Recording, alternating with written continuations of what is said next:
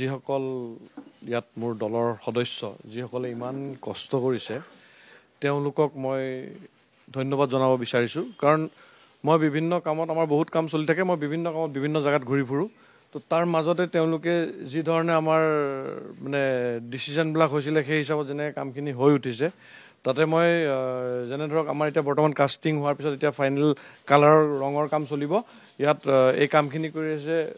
ৰূপম ডেকা আৰু দীপজ্যোতি ডেকা তেওঁলোক দুই ভাই ককাই তাৰ আছে আমাৰ হীৰকজ্যোতি ডেকা তেওঁ খুব ভাল আৰ্টিষ্ট তেওঁ আমাৰ গোটেইখিনি কামতে তেওঁ আছে সময় সাপেক্ষে তেওঁ আমাৰ লগত আছে আৰু মই এটো ক'বই লাগিব যে আমাৰ লগত উত্তৰপুতভাৱে জড়িত হৈছে মনজিত কলিতা তেওঁ এজন খুব ভাল ভাস্কৰ্য শিল্পী আমি এতিয়ালে যিমানখিনি কাম কৰি আছো তেওঁ আৰু মই মিলি বহুতখিনি কাম কৰিছো তাৰ মাজতে ধৰক যিখিনি ইয়াতে কিছুমান আমাৰ এনেকুৱাও থাকে টিমত তেনেকুৱা ধৰক কাৰ্পেণ্টাৰ লগা হয় বা যিটো বেছ বনাব লাগে সব ধৰণৰ মানুহখিনিৰ এটা মানে সহায় সহযোগিতাৰে আমি আজি এই জায়গালৈ আহি পাইছো আৰু হয়তো মানে আমিও ভবা নাছিলো যে আমি এনেকুৱাকে হেৰি এটা মানে আমি এটো আমাৰ ফোৰ্থ ট্ৰাই আমি এবাৰ বনাইছো আকৌ হেতু চেঞ্জ কৰিছো আকৌ এবাৰ বনাইছো এনেকৈ কৰি কৰি এটো ফোৰ্থ ট্ৰাই ৰৈ ৰৈ বিনালেৰ শুটিঙত গৈছিলো তাৰ আগতে আমি যেতিয়া কাঞ্চনজঙ্ঘাৰ সময়ত মই এবাৰ দাদাৰ লগত কথা পাতিছিলো মই তেওঁৰ সিনেমা এখনৰ আৰ্ট ডাইৰেকশ্যন কৰিছো তিনিখনতে তো মই দাদাক মই তেতিয়া কৈছিলো দাদা এটা প্ৰতিমূৰ্তি বহাও তেতিয়া দাদাই কৈছিলে যে তই মাৰিব বিচাৰিছ এনেকৈ এবাৰ মোক ক'লে তাৰ পৰা তেওঁ আকৌ মই এবাৰ ৰৈ ৰৈ বিনালেত কথাটো উলিয়াওঁতে তেওঁ মোক ক'লে তই বৰ লগত কথা পাতিবি তো বৰ লগত আৰু কথা পাতিবলগীয়া নহ'ল মানে মই এইটো আটাইতকৈ আমাৰ জীৱনৰ মানে মোৰ জীৱনৰ আটাইতকৈ দুখৰ কথা কাৰণ মই মনজিত কলিতাৰ লগত আগতে বহুতবাৰ কথা পাতিছো যে দাদাৰ এটা বনাওঁ আমি মানে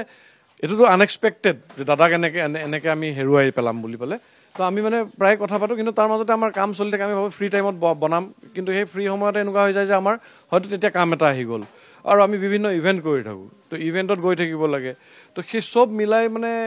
সেই কামটো কৰি উঠা নহ'ল তাৰ মাজতে আমি এদিন দাদাই কিছু পেটচ ৱৰ্কৰ কথা কৈছে মানে কিছু কাম তেওঁ ৰৈ ৰৈ বিনালে ভাল পোৱা নাছিলে এইখিনি আকৌ কৰিব গৈছিলে যিখিনি কামৰ কাৰণে আমি লোকেশ্যন চাব যোৱা কথা তেওঁৰ ফ্লেটলৈ যাওঁতে তেতিয়া তাতে আমাৰ প্ৰডাকশ্যন মেনেজাৰ মনোজ মিশ্ৰ দা আছিলে তেওঁ মোক ক'লে তোমাক এই ছ'চাইটিৰ অমিত বৰুৱা দাই এবাৰ লগ কৰিব বিচাৰিছিলে কাৰণ তেওঁলোকে এটা হেৰি কৰিব তুমি এবাৰ তেওঁলোকৰ কথা সেই তেনেকৈ তেওঁৰ লগত কথা পাতোতে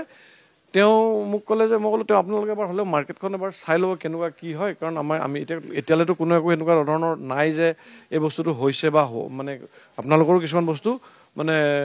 এনকুৱাৰী কৰাটো উচিত তেওঁ কৈছে নাই তোমালোকৰ ওপৰত আমাৰ বিশ্বাস আছে তোমালোকে এইখিনি কৰি দিবা তো সেই মই যিটো বিশ্বাস মোৰ টিমৰ ওপৰত আছিলে সেই বিশ্বাসটো তেওঁলোকে মোৰ ওপৰত কৰিছে কৰি আৰু তেওঁলোকক ফাইনেলি আমি প্ৰথমতে ইনিচিয়েলি অলপ টকা পইচাৰ কথা পাতিছিলোঁ কাৰণ সেইটো নহ'লেতো কাম এটা আগবাঢ়িব নোৱাৰি কিন্তু পিছলৈ যেতিয়া দাদাৰ লগত পাতা কথা বা দাদা মই লাষ্ট শ্ৰীলংকাত যাওঁতে মোৰ ফেমিলি আমি একেলগে গৈছোঁ তাতে আছোঁ দাদাৰ লগত মোৰ মানে ল'ৰাটো 4 বছৰ সি যেনেকৈ দাদাৰ লগত খেলিছিলে বা হেৰি কৰিছিলে সেই বস্তুবোৰ ভাবি ভাবি প্ৰতিমূৰ্তিটোৰ কথা মই দাদাৰ লগত পাতিছোঁ এইবোৰ ভাবি ভাবি সেই সময়ত মোৰ লাগিল যে এই মূৰ্তি মানে এই যিটো প্ৰতিমূৰ্তি আমি মানে নিৰ্মাণ কৰি উলিয়ালোঁ এইটোৰ কাৰণে মই মানে হয়তো পইচা পাতি ল'ব নোৱাৰিম তো মই তেওঁলোকক ক'লোঁ ফাইনেলি কথাটো যে মই আপোনালোকৰ পৰা মই কোনো ধৰণৰ পইচা নলওঁ কিন্তু মোৰ লগত যিসকল জড়িত হৈ আছে তেওঁলোকৰ যিটো প্ৰাপ্য সেই প্ৰাপ্যটো মই তেওঁলোকক নিশ্চয়কৈ দিব লাগিব আৰু সেইটো মই দিমেই আৰু সেইখিনি ধৰক হয়তো সেইখিনি কৰি মোৰ হয়তো কিবা এটা মনটো ভাল লাগিব হয়তো সেইটোৱে কথা